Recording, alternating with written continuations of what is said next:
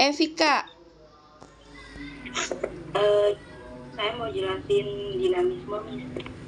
Boleh, silahkan.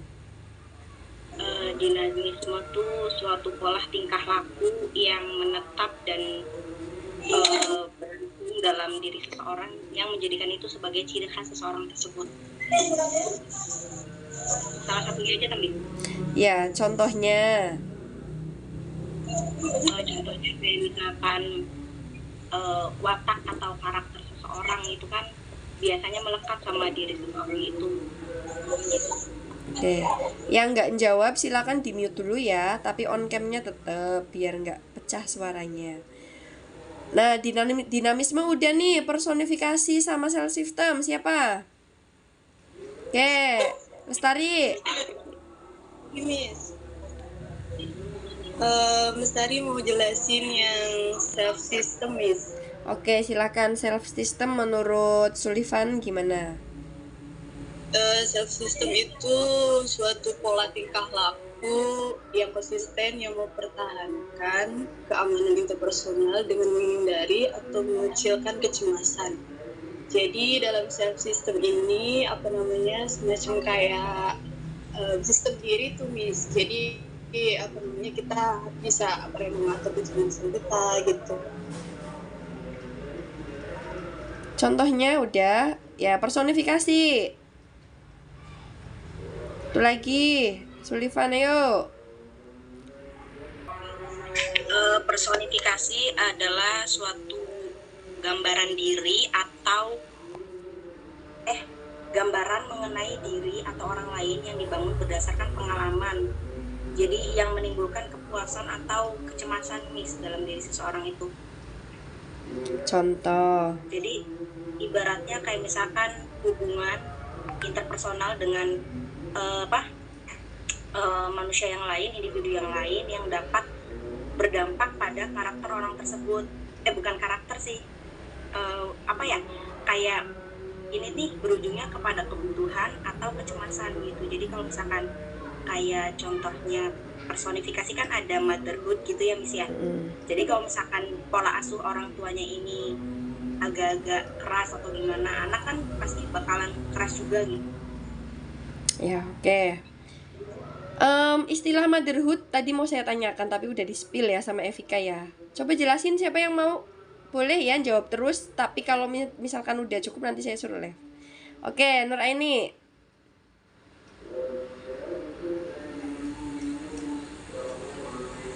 Nur Aini, ayo jelasin. Tadi angkat tangan. Nggak kedengeran, kamu masih di mute itu.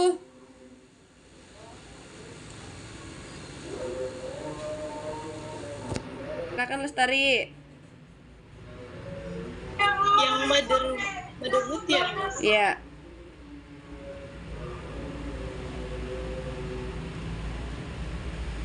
Apa? Motherhood adalah jadi kayak semacam itu tuh, Miss. Jadi orang tua yang kita tuh tergantung orang tuanya. Jadi itu kayak anak tuh harus ke cita-cita ini gitu tuh. Oke. Motherhood itu berpengaruh nggak sih pada perkembangan selanjutnya?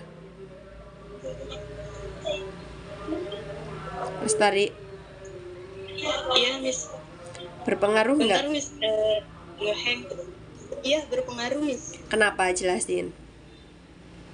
Jadi kalau untuk masa depan jadinya tuh kayak maksudnya anak tuh ngerasa kayak tertekan gitu, terus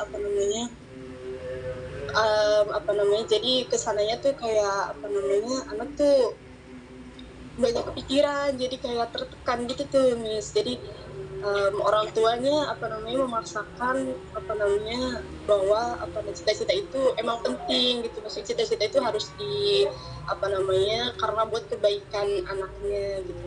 Jadi untuk proses selanjutnya itu bakalan kayak semacam menerima tuh, Miss. Jadi kayak iya saya menerima itu dari orang tua, cuman untuk kesananya itu nanti takut anak tuh kayak semacam kepikiran gitu tuh, cemas kayak gitu tuh Miss. Oke, cukup. Siapa yang tahu biografi Sullivan? Dari Miss. Oke. Nur Aini dulu ya, ini udah angkat tangan. Yuk. Itu suaranya masih ditutup, Mbak. Nggak kedengeran. Maaf ya, Iya. Haris Sullivan lahir di kota kecil Norwich pada tanggal 21 Februari 1892. Kemudian pada tahun 1917 Haris Sullivan melanjutkan studinya di Amerika dan memiliki pada tahun 1817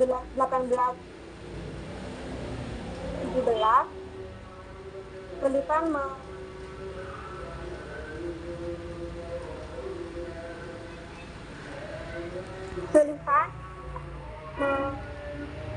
menjadi Baik Miss, Sullivan itu lahir di New York. Terus pada tanggal 21 Februari 1892 dan anak kedua dari Timothy Sullivan dan Ella Strack Sullivan.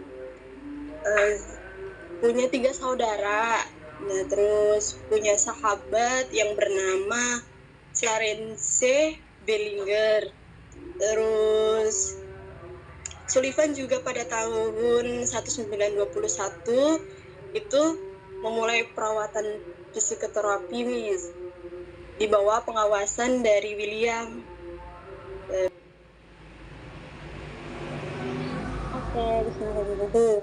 Proses kognitif menurut Sullivan itu ada 3 nih. Yang pertama ada prototaktis, terus ada parataktis, dan ada sintaksis. Ya, pilih satu aja, pilih satu aja, jelasin dan berikan contohnya. Oke, pilih parataktis aja deh. Oke, pertama ada parataktis, yaitu parataktis itu kayak meliputi hubungan antara peristiwa-peristiwa yang terjadi kira-kira pada saat yang sama, tetapi tidak masuk logika, tidak berhubungan dengan logika gitu, jadi tidak secara logis. Jadi contohnya tuh kayak tahayul gitu, percaya kepada yang musyrik gitu nih. Oke. Gitu, Miss. Terima kasih. Evika. Cara berpikir yang disepakati oleh sekelompok orang, Miss. Kamu Kayak misalnya kamu milih yang apa? Kamu milih yang apa? yang sintaksis. Oke, ya bilang dulu sintaksis. Oke, contohnya. Cara berpikir yang disepakati oleh sekelompok orang, contohnya kayak bahasa dan angka gitu. Jadi emang udah disepakatin. Ya, oke, Evika silakan live. Yo, satu lagi. Terima kasih. Sama-sama. Satu lagi proses kognitif yang belum disebutkan. Boleh mau Lutfia lagi, boleh yang lain.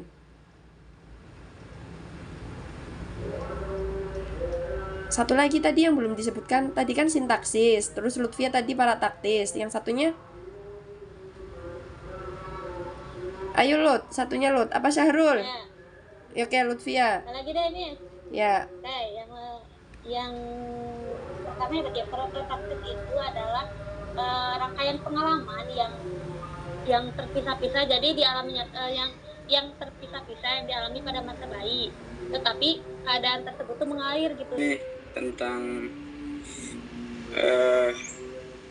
tegangan, Miss. Boleh. Tegangan adalah potensi untuk bertingkah laku yang disadari atau tidak disadari.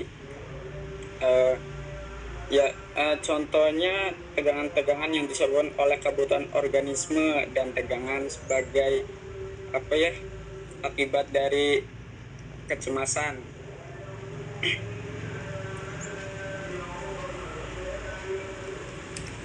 Oke, Nur Aini. Mau tambahin Nur Aini? Oh, Lutfia lagi. Oke, silakan Lut. Masih tegangan tapi saya masih yang Tegangan atau dinamika. udah yang Kecemasan belum. oh yang kecemasannya ya? Tadi baru kebutuhan ya? Iya. Oke, kecemasan. Jadi di dalam teori tentang itu ada tegangan yang pertama yang